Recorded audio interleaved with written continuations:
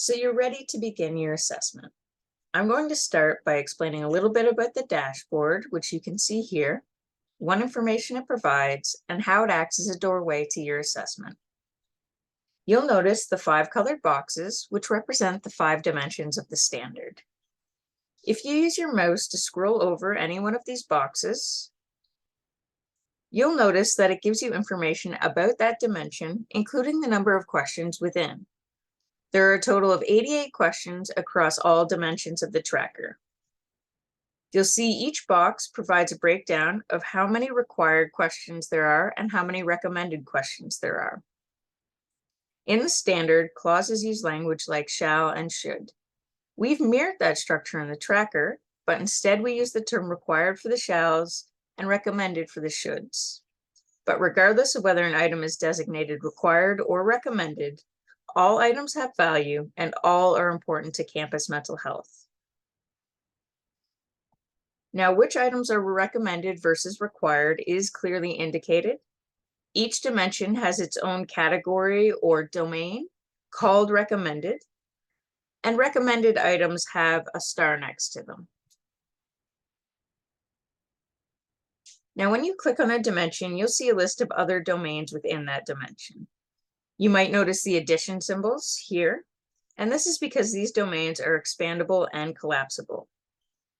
When you expand a domain, you'll see a list of items. These are your assessment questions. You'll see when we click on an item that it brings us to a page where we can view that question. You'll also be able to hover your cursor over the text to see the associated clause in the standard. Now you'll see that there are 4 ways we can address assessment items. The first is the stage of implementation. Here you're being asked to assess where your institution is in reference to the above question. If we click the drop-down menu, you can see that you have 5 choices. Not yet, taking steps, good progress, we're close, or I don't know. There's also a drop-down menu where you can select priority level. The standard, and by association the tracker, is very comprehensive. It would be unreasonable to think that any institution could address all items across all dimensions simultaneously.